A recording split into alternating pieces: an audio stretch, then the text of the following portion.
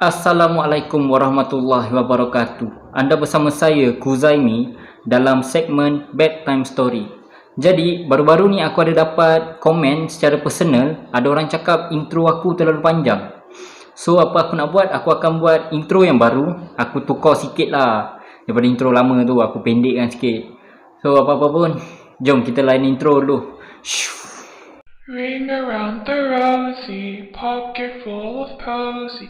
Ashes, ashes, we all fall down. Why do you seem so scared? You're not afraid of the dark, are you?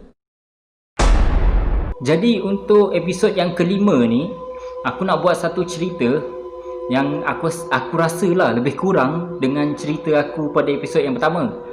Tapi cerita ni bukan pengalaman aku, ni adalah pengalaman lain. Dan cerita ni aku bagi tajuk Kisah Seram di Universiti.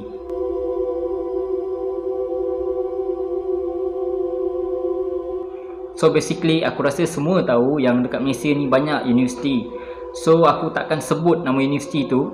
Dalam video aku ni aku takkan sebut mana-mana universiti, sebab aku tak nak ada isu yang berbangkit, ataupun aku tak nak ada isu-isu yang lepas ni yang tak dijangka lah.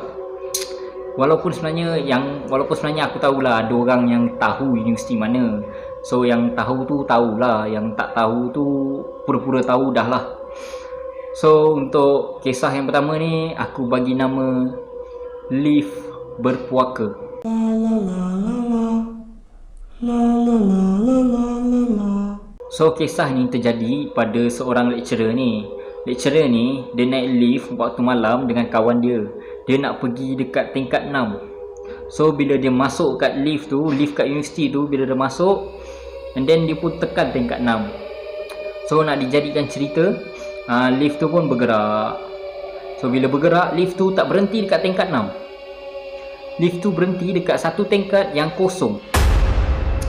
Dan bila pintu lift tu terbuka, lecturer tu tengok memang tingkat kosong tu dia suram gila, gelap, lepas tu tak ada orang.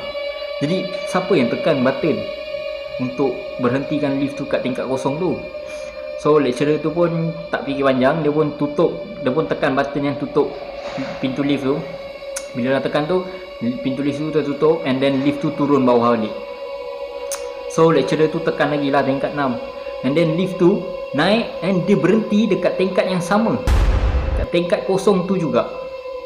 So nak dijadikan cerita, lecturer ni dah mula panik dah, sebab lecturer ni tahu apa akan berlaku lepas tu. So lecturer ni pun dia tutup, and then lift tu pun naik turun, naik turun, naik turun, naik turun. Ku tinggal turun naik, ku tinggal turun naik, ku tinggal turun naik, turun naik. So sampailah akhirnya lift tu berhenti dekat tingkat 6 juga, and then lecturer tu pun keluar dengan kawan dia tu pun. Lepas tu ada kisah lain di mana ada student yang naik lift tu, lepas tu ditemani oleh perempuan misteri. And then perempuan misteri tu bila naik lift tu dia akan berhenti dekat tingkat yang kosong tu. Persoalannya sekarang ni, siapa perempuan misteri tu? Lepas tu ada kisah lain lagi di mana ada budak dia naik lift tu, lepas tu sampai kat tingkat tu ada benda ikut dia, and then dia mula meracau. Dia macam kena histeria. So itu untuk cerita yang pertama. Aku akan bagi cerita yang kedua. So kita pergi ke cerita yang kedua. So untuk kisah yang kedua ni, aku rasa ramai yang tahu pasal kisah ni. Kalau aku cakap pun ramai yang boleh relate dengan kisah ni, ataupun mungkin dekat tempat korang pun ada pernah kena ke apa ke. So tak apalah, aku ceritakan juga. Kita pergi ke kisah yang kedua, iaitu kisah Melati.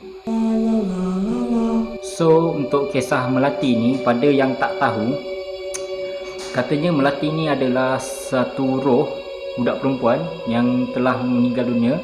Katanya ada yang cakap dia meninggal dunia sebab gantung diri, tapi ada juga versi lain yang cakap dia meninggal dunia, dia potong nadi dia, lepas tu dia menyorok dalam loker. Aku tak tahu mana satu yang betul. And selalunya Melati ni akan datang bila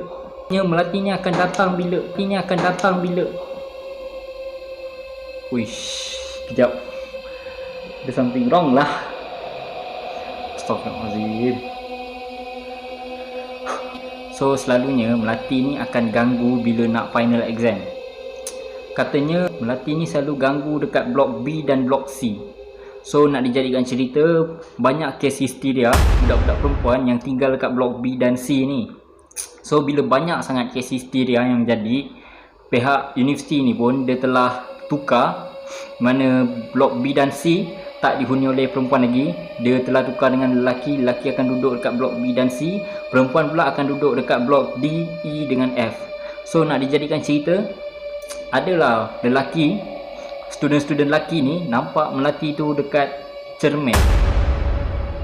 So bila pihak universiti dapat tahu tentang kes ni, pihak universiti tu pun ambil keputusan untuk cabut cermin, cabut semua cermin tu. So bila dah cabut cermin tu, diorang dah tak nampak lagi lah.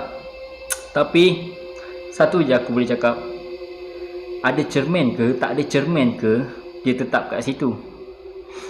So aku nak minta korang semua sebelum tidur nanti tengoklah cermin. Aku rasa aku patut stop kat sini. Kalau korang rasa nak cerita seram ataupun korang ada kisah korang sendiri, kisah-kisah seram korang sendiri atau pengalaman korang sendiri, korang boleh DM aku ke Instagram. Aku akan letak Instagram aku kat sini, kat mana-mana lah. Aku tak tahu. Aku akan letak Instagram aku. Apa-apa pun, benda ni anggap jelas sebagai hiburan. Sebab aku pun tak tahu benda ni sahih ataupun tak sahih tu. Aku cuma dengar-dengar daripada member. Aku cuma baca-baca daripada hasil bacaan aku. So macam biasa, lepas korang tengok video aku ni, aku nak korang tidur. Sebab apa? Sebab Aku akan menghantui